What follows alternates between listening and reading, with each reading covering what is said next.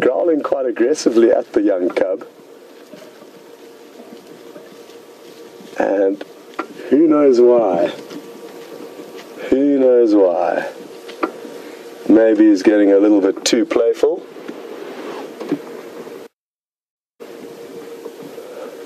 But the good news is, she's now crossing into Arethusa where we can follow her, or at least attempt to. The cub is about to cross the road now as well.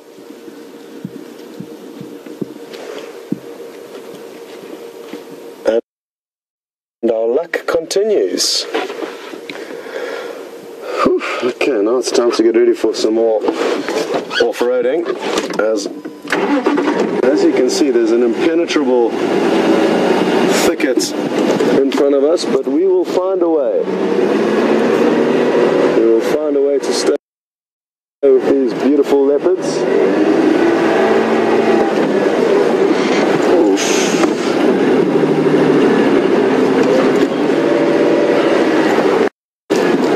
Hold on, everyone. This may be a little bit bumpy.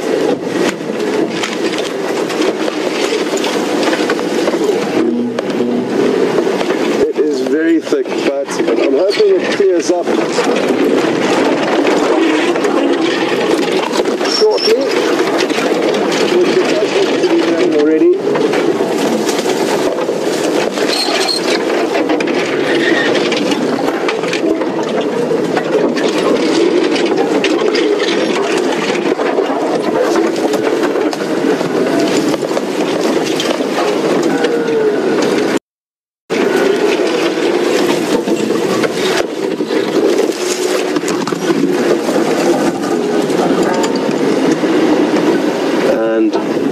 Again, it's just important for us to try and share this as much with other vehicles as possible. So again, I'm just going to update Mickey to get James to relay the messages for us. They've now crossed east into Arethusa, about 100 meters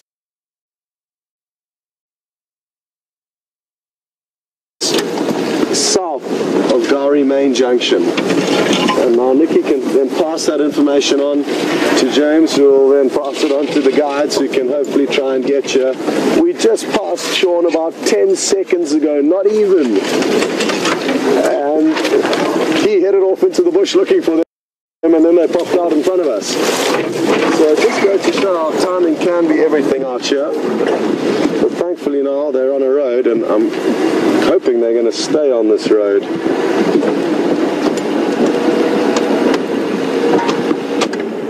And use it as their highway. Although, as you can see, Shadow's just veered off.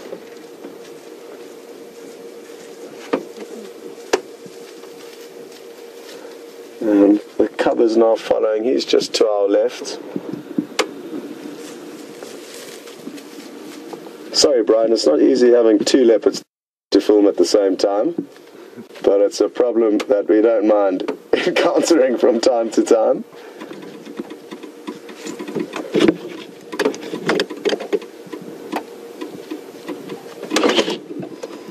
We are now on Parallel Road, heading towards Safari Driveway. And again, I'm just giving these updates so that we can do our best to get other vehicles here and share this wonderful, wonderful morning we're having with the mother and her cub.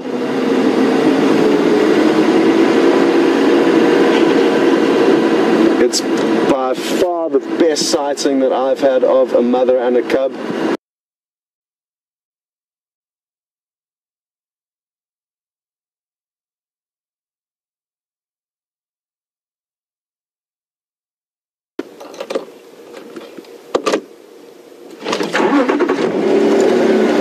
To do next, I'm going to try and stay with them, but not by following them through this thick stuff, by staying on the road, keeping an eye on them. It's a little bit risky, and I may very shortly veer off into the bush, but as much as possible I'd like to try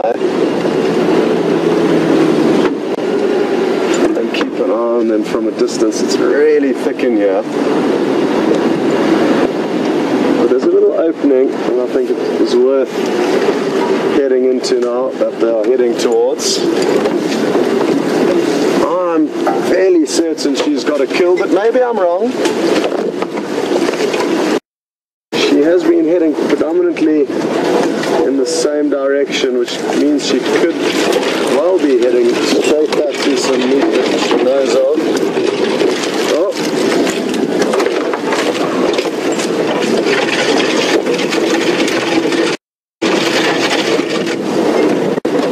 I think I just got a glimpse of them heading towards us. Yeah, we're good.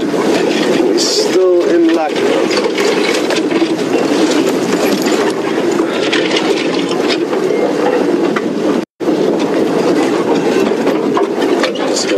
Right here and let Brian take over for the time being.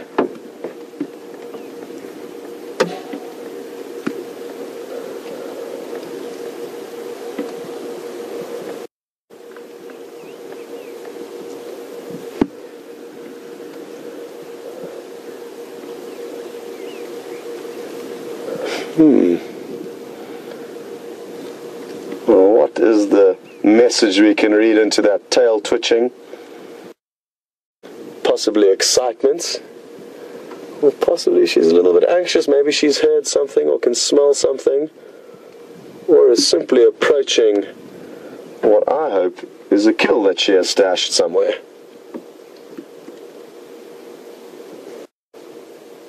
It's interesting, when we did relocate on her earlier, you saw her growling and grimacing towards the cub, and now he's keeping a bigger distance, and maybe it's because she simply wanted to move him into an area where she will be spending more time hunting, but now that she's got him into an area where she's comfortable, she may want him to actually stay behind so that she can focus on hunting. And that's not necessarily the case, but it is a strong possibility. Now he is keeping his distance, and he's still trailing from quite far behind.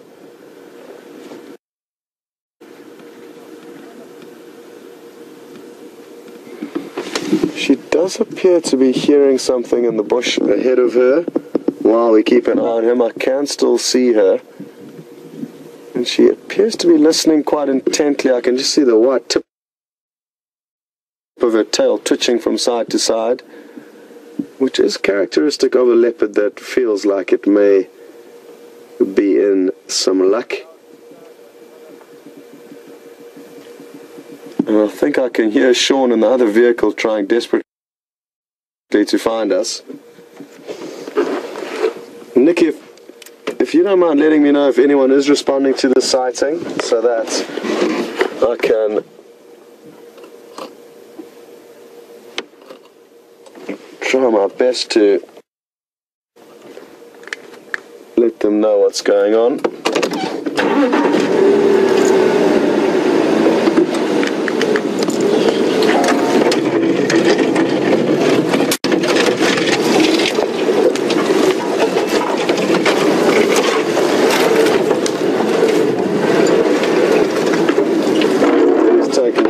There.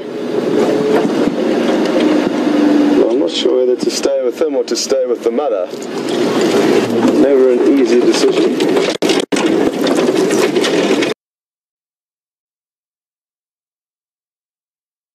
Stay with him for the time being.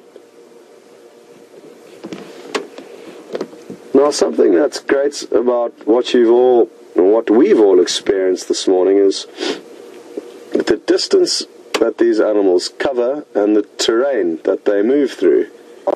And they've crossed 2 roads in 2 points. Well, no, I lie, 3 roads. The longest stretch she was on a road was probably for 50 meters. Other than that, she crossed straight over them. Now, to track down animals that only cross directly over roads and not walk along them, understandably makes it very difficult. And that can explain why, even though these animals are around,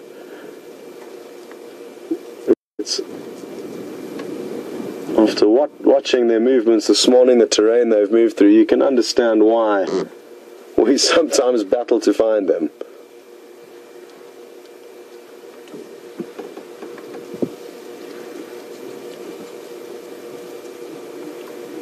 So, what do we conclude from the behavior we're seeing now? I think it's that she doesn't in fact have a kill, and she was simply wanting to come and collect him and move him into a new area where she plans on trying to find some food. As if she doesn't keep in touch fairly regularly with him, it would understandably be very difficult to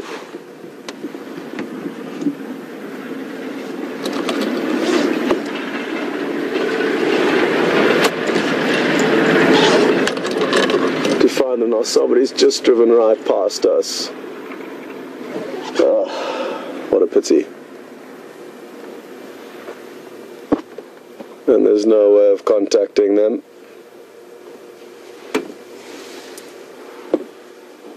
Oh well.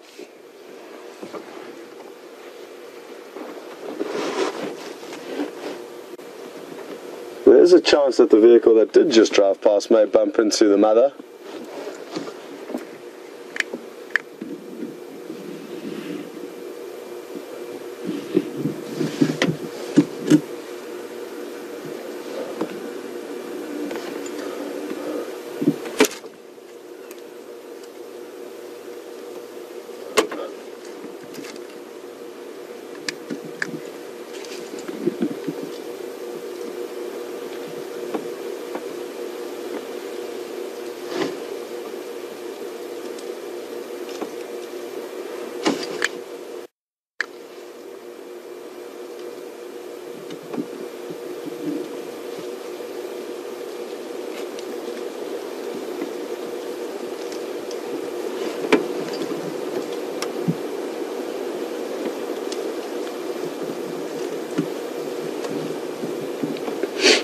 Well,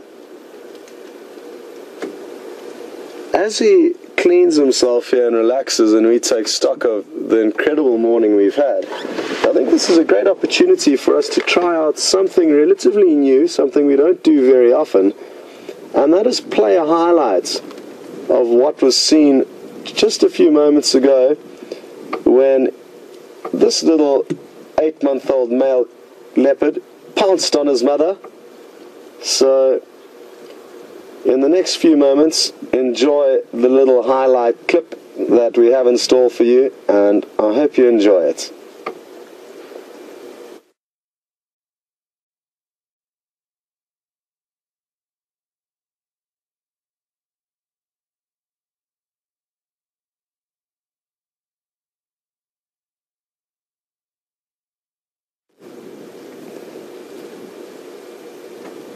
Well, I hope you enjoyed that little clip, and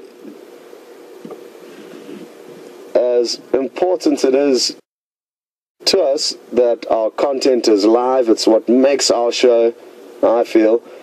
There's certainly nothing wrong with going back and looking at a beautiful scene that was seen by all of us just a few moments ago, and if some of you did just join in the last few minutes, at least you also have an idea of what fun we've been having this morning.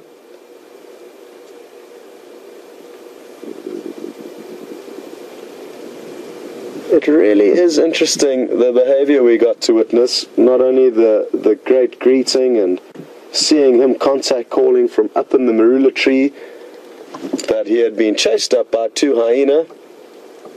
And when we heard his initial contact calls, we weren't sure whether he was calling out of frustration to the hyena or in fact whether he was responding to calls from his mother. As soon as he decided to come down from the tree, we were confident that his mother was nearby, and it didn't take him long to reunite with her. And to see that actually happen, and to see them playing around for about half an hour afterwards as they moved south. And then in the time from when we last had a view of them till when we relocated them, something had changed, and she had obviously now decided that it was time for him to hang back in this area. And it's a general area that she can leave him in.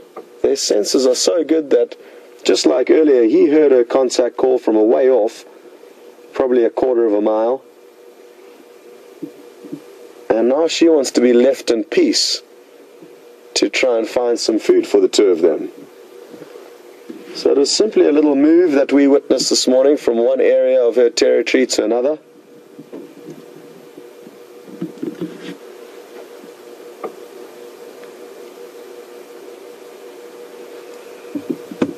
And I wonder where she has gone now. She could be far off.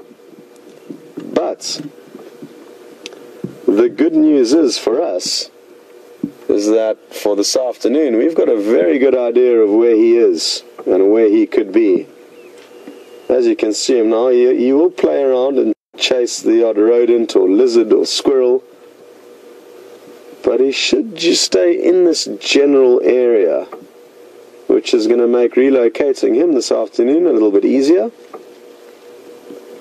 So already good prospects for the sunset safari.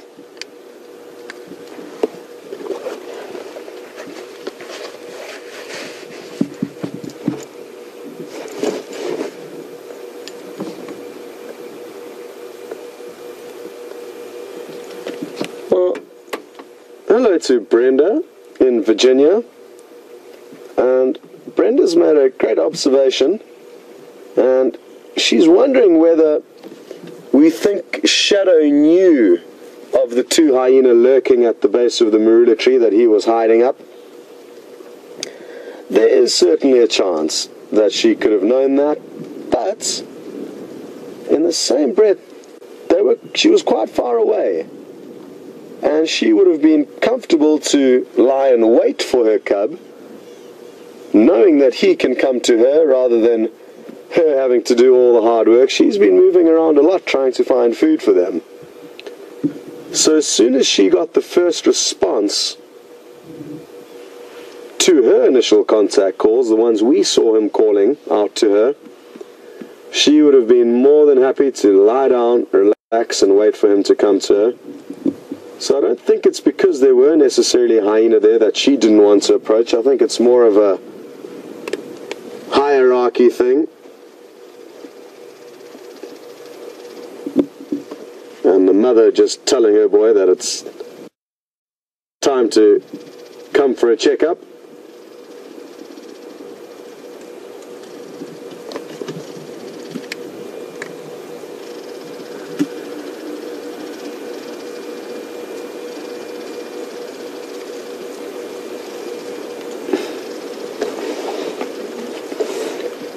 Just got a question through from Tula on Twitter asking, how did Shadow get this young cub to stay behind where we're seeing him now? And it's quite simple. As you came back to us after we relocated them, you would have seen her snarling and hissing at him, and it's all that she needs to do, a few snarls and hisses, and that will make him realize that playtime's over and it's time for him to bunker down. It's something that would have happened many, many times in this cub's life. They spend a lot of time on their own, away from their mother, because their mothers can't afford to travel with them and hunt with them. It would be too dangerous for the cubs, and also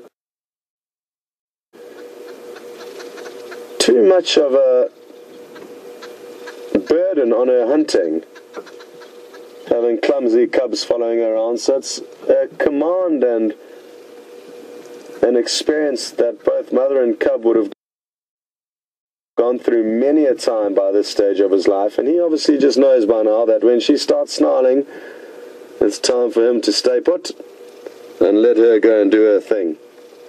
Now, he looks quite comfortable. I'm going to try and get us into a better position. It'll just take a few moments, and that way we can get you a better view of him.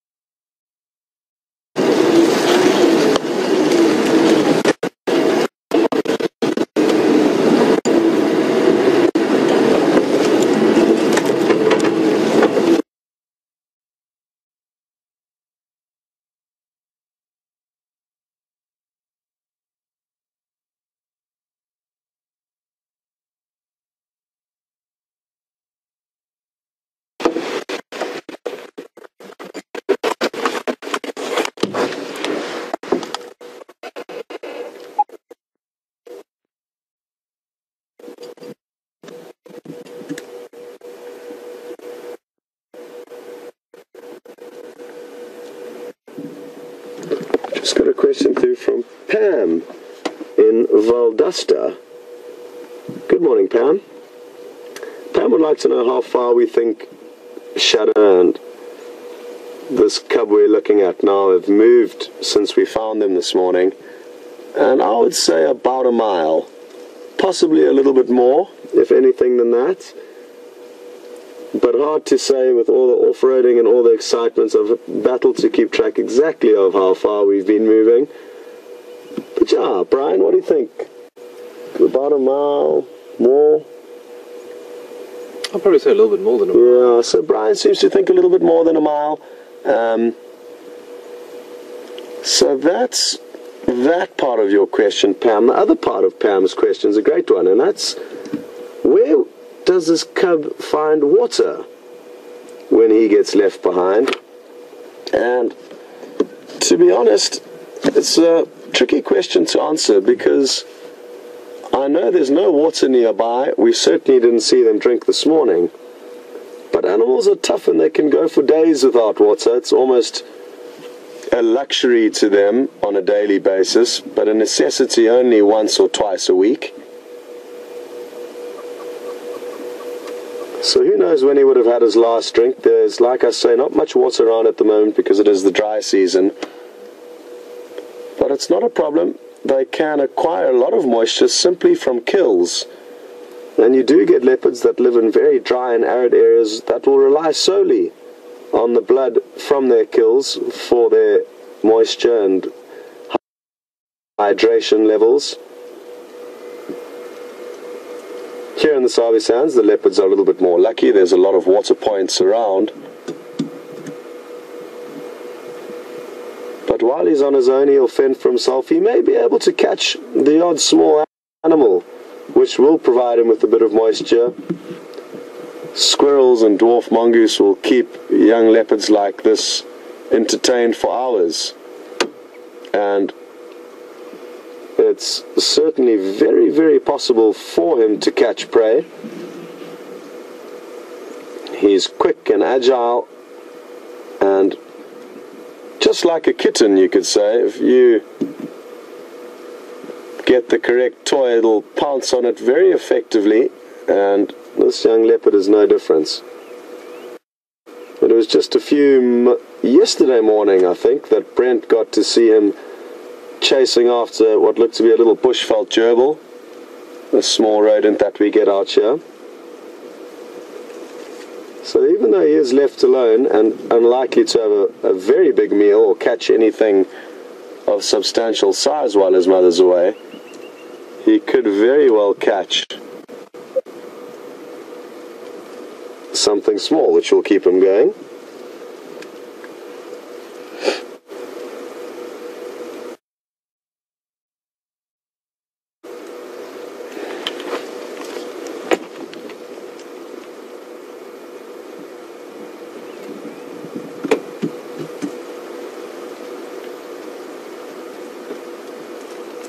Well, good morning to Sharon in Ohio, and thanks for sending your question through. Sharon would like to know if I know who this cub's father is, and I could safely assume that it is Tingana. And the only reason I'm going with this decision is because Shadow and this cub we are looking at both spend the majority of their time in his property, in his territory rather, and they have actually been seen together before, all three of them. Now, if Tingana was not the father of this cub, he would kill it, therefore releasing Shadow of her responsibility to raise it, and allowing him to get his genes into the system. And that is how nature works out here. It's often male leopards that are the #1 killers of leopard cubs, above lion and above hyena.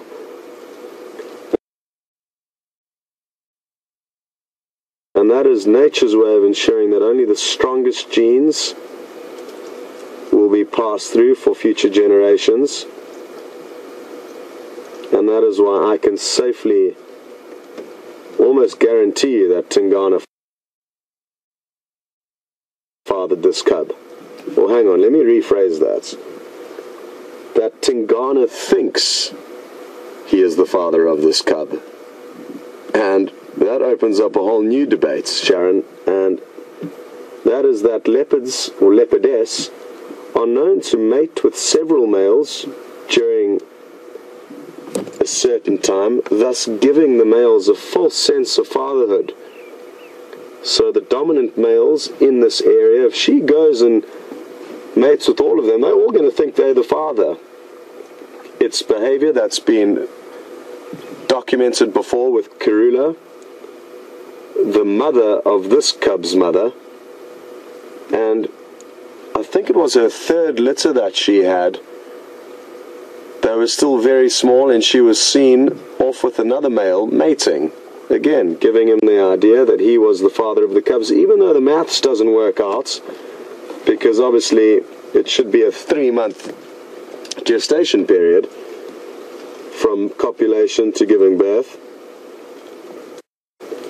but that's sometimes enough to confuse the males and therefore give the cubs an increased chance of survival.